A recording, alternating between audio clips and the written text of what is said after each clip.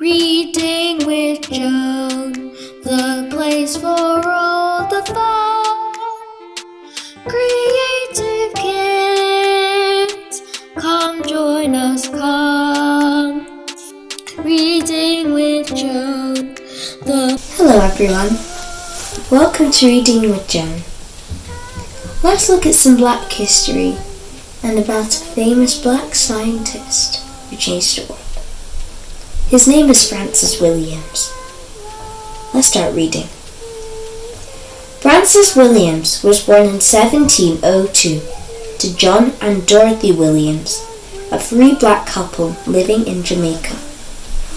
He lived in the Caribbean at the time, when the enslavement of Africans was producing huge profits for England, which relied on slave labor to produce sugar, coffee, cotton, and ink.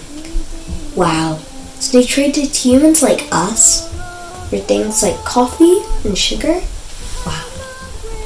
John and Dorothy Williams' reasonable wealth and their stability of not being enslaved meant that they could afford to send Francis away to receive an education. In 1716, while in pursuit of good education, the governor of the island, the Duke of Montague, helped send Williams to England, where he enrolled at a grammar school. He later entered the University of Cambridge, where he made considerable progress in mathematics and other branches of science. Wow, that means that in the 17,000s, the University of Cambridge was actually there. Wow. He also excelled in the study of the classics, an essential part of the education of an 18th century gentleman. Some historians say that Williams was a social experiment of the Duke of Montague, as he wanted to prove that the black man could equal white man if given the same education and opportunity. That is true. Williams was an excellent poet of Latin verses and odes, and he also held political aspirations. According to the Royal Society, his aspirations were, however, frequently denied. His election to the Royal Society, appearing as a single line in the archives, was refused. In an article in the Gentleman's Magazine for May 1771, an unnamed author wrote that the refusal was on account of his complexion. That means his skin. In a painting that can be seen at Victoria and Albert Museum, Williams is depicted in a contemporary portrait standing amongst objects of his learning, books, a globe, and a telescope. He is also fashionably and expensively dressed, every bit the eminent man of culture and science. He can also be seen resting his hand on a book entitled Newton's Philosophy. After spending several years in England, Williams returned to Jamaica, where the Duke of Montague offered him a post on the council that advised the governor, but this offer did not materialize. With financial help from the governor, Williams opened a school in Spanish Town, where he taught reading, writing, Latin, and the elements of maths. Because of his Cambridge education, as well as teaching freed blacks who would have been hungry for an education, both coloured and poor whites sought his teaching. Williams also had his detractors. White author Edward Long tried to undermine Williams' ability and that of the entire African race in his writings, despite the deep prejudices held against him because of the colour of his skin, which would prevent him from taking up his deserved place in science and society. Francis Williams' successes in mathematics and verse earned him recognition amongst many people. So he was a mathematician, which means someone who studies maths, and he was a poet. Summary. Francis Williams went to the highest levels of the British education system, also attending Cambridge, one of its best universities. And do remember, this was at least 80 years before slavery ended in the Caribbean, and over 100 years before it ended in the USA. William's life did demonstrate that if anyone is given opportunities, and that person is willing to take the opportunity with drive and ambition, they can be successful at anything. Williams again was one who did not pull up the ladder behind him, but instead went back to Jamaica, the country of his birth, to set up schools to help others. The story of Francis Williams proves that no matter the color of your skin, no matter who you are, where you come from, what your heritage is, you can achieve anything. Hi, how are you today? It's been a wonderful day. We're back again on Reading with Joan. How I've been so challenged about the scientists and inventors and the favorite black people that have actually walked on the soil of the UK and have made a mark. But we're going back to our story. Remember, we've been reading this wonderful book, Once Upon a Time in Ghana. We're almost there. I'm going to miss this book. So the story is titled The Catfish and the Birds. Listen to the story. So let the story begin. The story falls upon the catfish. It falls upon the catfish. The story falls upon the bird. It falls upon the bird. Once upon a time, there was a great hunger, not here, not there, but somewhere in the land where catfish and the birds live. I would love to go to that land. As the rain has failed, the crops had withered, and cattle lay dead, dying on the land they usually grazed. Desolation were everywhere. That was, however, one exception of this word, where each day was struggle for survival. The birds were able to fly great distance, and so every evening they would be seen returning to their favorite tree with all the food they had found that day.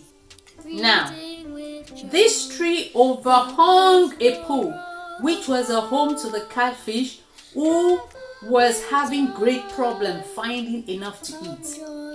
Imagine, therefore, catfish outrage when he had first to witness the birds returning with their feast, and then to endure their droppings in their pool, since they sat and ate on the same bare branch of the same tree, hanging on the same pool, evening after evening.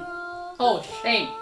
So, late one evening, Catfish approached the leader of the birds, saying, "Excuse me, birds, where do you go to find your food?" Go. Where do we go?" "Oh, it's far too hard to explain," replied the leader. "Well, can I come with you, please?" Wondering Catfish. What? Come with us? You? Hey! Oh, I suppose so. But you must be ready to leave at 4. No, 3 in the morning, replied Bird, somehow grudgingly. "That's not a problem. But how shall I travel with you? You know I don't have wings." "That certainly calls for a serious meeting with my family. Stay here. I shall be back later." Catfish waited and waited. After what seems a long time, Bird returned and explained that it has been agreed that each bird would contribute a few feathers for Catfish to attach to his birdie and use as a wing. Interesting. Let's see what will happen. Had you been looking up in the sky at dawn that followed morning, you would have seen a flock of birds and the catfish flying eastward towards the sun. Tomorrow morning, kids, go outside, maybe you will find it. After 2 hours, they reached Ajayi's farm, where the birds immediately stooped down on the crops and started collecting the food for the day.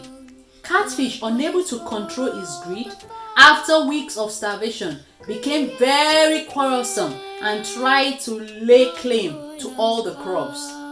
Can you imagine?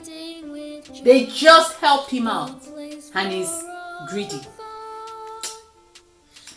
I have always chosen the millet, attested Catfish. But you have taken your fill of the maize, resorted the birds. I need millet as well.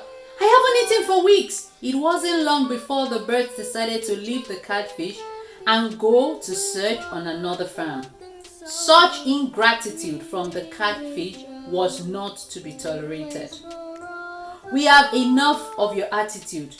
Give us back our feathers, demanded the birds. Not likely, came Catfish aggressively, rockingly response. Look at the catfish and the birds. He's so ungrateful. Kids, I hope you don't have any ungrateful attitude when people help you out, or your friends help you out, or your mommy and daddy does something good to you. Undeterred, the birds descended on Catfish, removing the feathers, and flew off together just before Ajayi the farmer appeared to investigate the commotion which has aroused him from his sleep.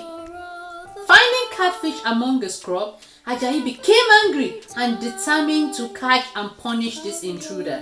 How dare you take my crops, you thief-free, good-for-nothing catfish! Below the farmer, fear paralyzed Catfish who found himself cornered. Please stop, Ajayi, my Mr. Farmer, sir. Please stop, Ajayi, Mr. Farmer, sir. You are making a big mistake. It is the bird who brought me here today, and it is the bird who have been coming every day stripping your crops bare. Which bird? Roared the farmer. They have just flown away, Ajayi. Leave me here alone. How do you expect me to escape? Same way you got here, I suppose. Well, I can't. Not now. Let's not talk about all that. I know you are angry, Ajayi. I do not understand why. But before you kill me, let me sing you a song. It is the very least I can do after I've caused you so much distress, plead the Catfish. In whom's witty mind a plan was just imagined. Now, it has to be understood that the Catfish was renowned for his beautiful singing voice, like me. And so Ajayi, who enjoyed the good tune, agreed to the suggestion. This performance of yours had better been good. In fact, more than good. I'm in no mood to play games with you. Screwing up his courage, Catfish immediately began to sing the song for his life. Ajayi, I did not know your farm was here. It was the dove that brought me here. Ajayi, I did not know your farm was here. It was the pigeon that brought me here. Ajayi, I did not know your farm was here. It was the hawk who brought me here. Ajayi, I did not know your farm was here. It was the raven who brought me here. Ajayi, I did not know your farm was here. It was the birds who brought me here. Keep singing, kids. I'm enjoying the tune. While Catfish was singing, the farmer started tapping his feet in time with the music, and very soon was dancing. He danced up and down another across his house, around his garden, over and over again. Such was his enjoyment that he forgot all about the thieving Catfish, who bit by bit, little by little, slid and slitted his way across the field until he reached the farmer's pond, where it was the matter of an instant he dived to the muddy bottom out of sight. Wow, the Catfish is smart. Let's see what happened to him. Thus, it was that Catfish, who you may know as the muddy fish, escaped Ajayi. But from that day forth, he had been condemned to living in the water and feeding on whatever he found around him. As for the birds and Ajayi, life continued in a way that it has always done. Some years were years of plenty, some were lean, some were happy, and some were not. This is the story an old woman told me on my way here to meet you. Is that so? Then long may your tongue be oiled. And long live may your ears be greased. Kids, that was a beautiful story. Did you learn anything from it? I did. One important thing I learned is don't be greedy. If you were brought into a place to share, learn to share. If somebody helps you, learn to be grateful. At Reading with Joan, we teach children values and we teach children how to relate to each other. So take it out of your box. Greed, aggressiveness, ingratitude. And on that note, we'll see you next time on Reading with Joan. Bye.